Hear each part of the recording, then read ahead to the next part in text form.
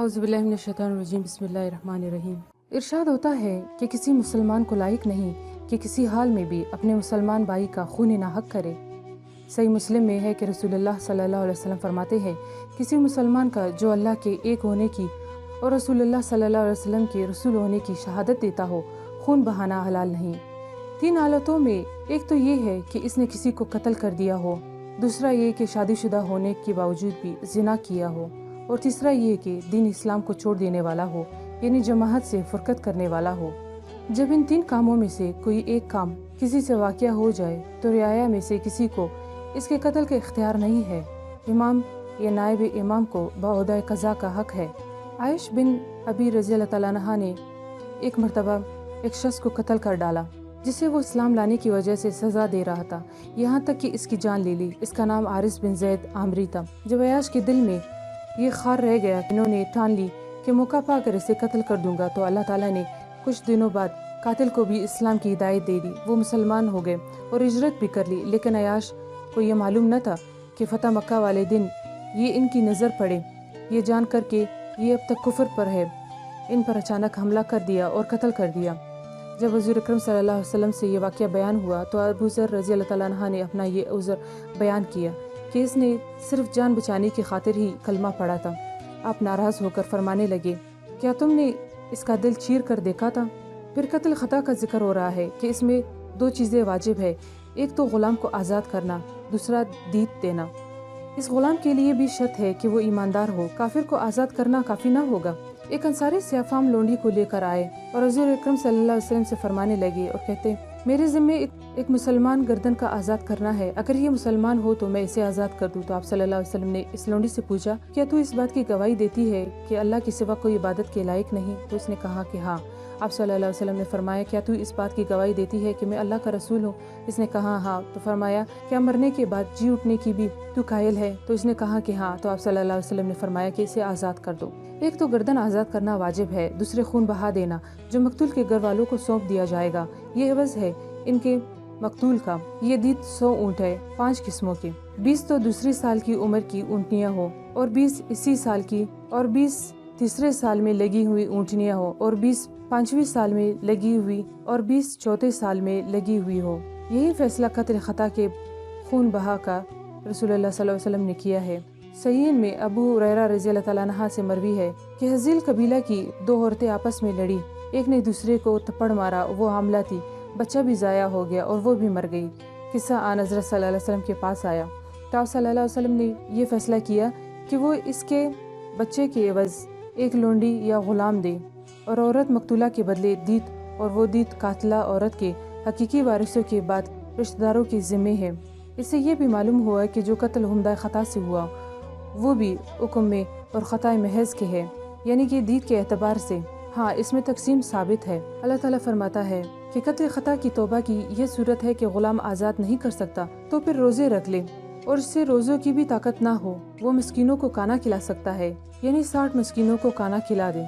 कत्ल ख़ता के बाद अब कत्ल हमद का बयान हो रहा है। इसकी सख्ती, बुराई और नहायत ताकीद वाली डरावनी वहीद फरमाई जा रही है। ये वो गुनाह है जिसे अल्लाह ताला ने शिर्क के साथ मिला दिया है। अल्लाह ताला फरमाता है, यानी मुसलमान बंदे वो है जो अल्लाह के साथ किसी और को माबूद ठहरा कर नहीं पुकारते और ना वो किसी शख्स को नाहक कत्ल करते हैं। दूसरी जगह अल्लाह ताला फरमाता है, यहाँ भी अल्लाह ताला के हराम किए हुए कामों का जिक्र करते हुए शिर्क का और कत्ल का जिक्र फरमाया है। बुखारी और मुस्लिम में है, सबसे पहले खून का फैसला क़यामत के दिन होगा। अबू दाऊद में है कि ईमानदार नेकियों और भलाइयों में बढ़ता रहता है जब तक कि खून नाहक ना करे, अगर ऐसा कर लिया तो तबाह हो जाएगा। एक और हदीस में है कि सारी दुनिया का ज़वाल अल्लाह के नज़दीक एक मुसलमान के कत्ल से कम दर्जा का है। एक और हदीस में है, अगर तमाम रुए ज़मीन के और आसमान के लोग किसी एक मुसलमान के कत्ल में शरीक हों तो अल्लाह सबको औंधे मुँह जहन्नुम में डाल देगा। एक और हदीस में बयान है कि जिस शख्स ने किसी मुसलमान के कत्ल पर या आधे कलमे से भी इहानत की, वो क़यामत के दिन अल्लाह के सामने इस हालत में आएगा कि इसकी पेशानी पर लिखा हुआ होगा कि ये शख्स अल्लाह की रहमत से महरूम है। हज़रत इब्न अब्बास रज़ी अल्लाह तआला अन्हु फरमाते हैं कि जिसने मोमिन को कसदन कत्ल किया, इसकी तौबा कबूल नहीं है। किसी शख्स ने इस्लाम की हालत में किसी मुसलमान को गैर शरई वजह से कत्ल किया हो, इसकी सज़ा जहन्नुम है और इसकी तौबा कबूल नहीं होगी। حضرت ابن عباس رضی اللہ عنہ فرماتے ہیں کہ ایک مرتبہ ہم ان کے پاس بیٹھے ہوئے تھے، ایک شخص آیا اور آپ کو آواز دے کر پوچھا، اس کے بارے میں آپ کیا فرماتے ہیں جس نے کسی مومن کی جان بوجھ کر قتل کیا ہو؟ تو آپ نے فرمایا، اس کی سزا جہنم ہے جس میں وہ ہمیشہ رہے گا، اللہ کا اس پر غضب ہے، اس پر اللہ کی لعنت ہے اور اس کے لیے عذاب عظیم تیار ہے۔ اس نے پھر پوچھا، اگر وہ توبہ کرے، نیک عمل کرے اور ہدایت پر جم جائے؟ تو آپ فرمانے لگے، اس کی قسم جس کی قبضہ قدرت میں میری جان ہے، میں نے نبی کریم صلی اللہ علیہ وسلم سے سنا ہے، اس کی ماں اسے روئے جس نے مومن کو جان بوجھ کر مار ڈالا ہو، وہ قیامت کے دن اسے دائیں یا بائیں ہاتھ سے تھامے ہوئے رحمان کے عرش کے سامنے آئے گا اور اس کی رگوں سے خون اچھل رہا ہوگا اور اللہ سے کہہ رہا ہوگا کہ اللہ اس سے پوچھ کہ اس نے مجھے قتل کیوں کیا۔ ابن مرویہ میں یہ ہے کہ مقتول اپنے قاتل کو پکڑ کر قیامت کے دن اللہ کے سامنے لائے گا، دوسرے ہاتھ سے اپنا سر اٹھائے گا اور کہے گا، میرے رب اس سے پوچھ کہ اس نے مجھے قتل کیوں کیا؟ قاتل کہے گا، پروردگار اس لیے کہ تیری عزت ہو۔ اللہ فرمائے گا، یہ میری راہ میں ہے۔ دوسرا مقتول بھی اپنے قاتل کو پکڑے ہوئے لائے گا اور یہی کہے گا، جواب میں کہے گا، اس لیے کہ فلاں کی عزت ہو۔ اللہ فرمائے گا، قاتل کا گناہ اس نے اپنے سر لے لیا ہے۔ پھر اسے آگ میں جھونک دیا جائے گا جس گڑھے میں 70 سال تک تو نیچے ہی چلا جائے گا۔ مسند احمد میں ہے کہ ممکن ہے اللہ تعالیٰ تمام گناہوں کو بخش دے، لیکن ایک تو وہ شخص جو کفر کی حالت میں مرا اور دوسرا وہ شخص جو کسی مومن کو قصداً قتل کرتا ہو۔ رسول اللہ صلی اللہ علیہ وسلم نے ایک چھوٹا سا لشکر بھیجا تھا، اس نے ایک قوم پر چھاپا مارا، وہ لوگ بھاگ کھڑے ہوئے، ان کے ساتھ ایک شخص بھاگا جا رہا تھا، اس کے نیچے ایک لشکری بھاگا، جب اس کے قریب تلوار لیے ہوئے پہنچ گئے، اس نے کہا کہ میں تو مسلمان ہوں، اس نے خیال نہ کیا اور تلوار چلا دی۔ اس واقعے کی خبر حضور اکرم صلی اللہ علیہ وسلم کو ہوئی اور آپ صلی اللہ علیہ وسلم بہت ناراض ہوئے۔ ایک روز حضور اکرم صلی اللہ علیہ وسلم خطبہ پڑھ رہے تھے، ایک قاتل نے کہا کہ حضور، اللہ کی قسم اس نے تو یہ بات محض قتل سے بچنے کے لیے کہی تھی۔ آپ صلی اللہ علیہ وسلم نے اس کی طرف سے نگاہ پھیر لی اور خطبہ سناتے رہے۔ اس نے دوبارہ کہا تو آپ صلی اللہ علیہ وسلم نے پھر منہ موڑ لیا، اس سے صبر نہ ہو سکا۔ تیسری بار پھر کہا تو آپ صلی اللہ علیہ وسلم نے اس کی طرف توجہ کی اور ناراضگی اظہار کرتے ہوئے آپ فرمانے لگے، قاتل مومن کی کوئی بھی معذرت قبول کرنے سے اللہ تعالیٰ انکار کرتے ہیں۔ 3 بار یہی فرمایا۔ اگر اس نے توبہ کی، اللہ کی طرف رجوع کیا، خشوع و خضوع میں لگا رہا، نیک اعمال کرنے لگا، تو اللہ اس کی توبہ قبول کر لے گا اور مقتول کو اپنے پاس سے عوض دے کر اسے راضی کر لے گا۔ اللہ تعالیٰ فرماتا ہے، اے میرے وہ بندو جنہوں نے اپنی جانوں پر زیادتی کی ہے، تو میری رحمت سے مایوس نہ ہو، خواہ کفر و شرک ہو، شک و نفاق ہو، خواہ قتل و فسق ہو، خواہ کچھ بھی ہو، جو اللہ کی طرف رجوع کرے، اللہ کی طرف مائل ہو، جو توبہ کرے، اللہ اسے معاف کرے گا۔ اللہ تعالیٰ فرماتا ہے کہ اللہ تعالیٰ شرک کو بخشتا نہیں ہے، اس کے سوا کے تمام گناہوں کو جسے چاہے وہ بخش دے۔ اللہ کی اس کریمی کے صدقے بخاری مسلم کی ایک اور حدیث میں ہے کہ بنی اسرائیل کے ایک شخص سے 100 قتل ہوئے، پھر ایک عالم سے پوچھتا ہے کہ کیا میری توبہ قبول ہو سکتی ہے؟ وہ جواب دیتا ہے کہ تجھ میں اور تیری توبہ میں کون ہے جو عائل ہو؟ جاؤ ان بد لوگوں کی بستی کو چھوڑ کر نیک لوگوں کی بستی میں جا بسو۔ چنانچہ یہ ہجرت کرتا ہے اور راستے میں ہی فوت ہو جاتا ہے اور رحمت کے فرشتے اسے لے جاتے ہیں۔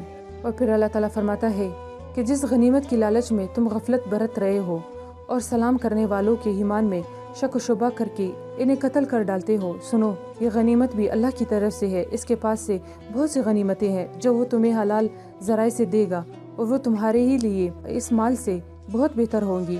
تم بھی اپنا وہ وقت یاد کرو کہ تم بھی ایسے ہی لاچار تھے، اپنے ضعف اور اپنی کمزوری کی وجہ سے ایمان ظاہر کرنے کی جرت نہ کر سکتے تھے، قوم میں چھپے لگے پھرتے تھے۔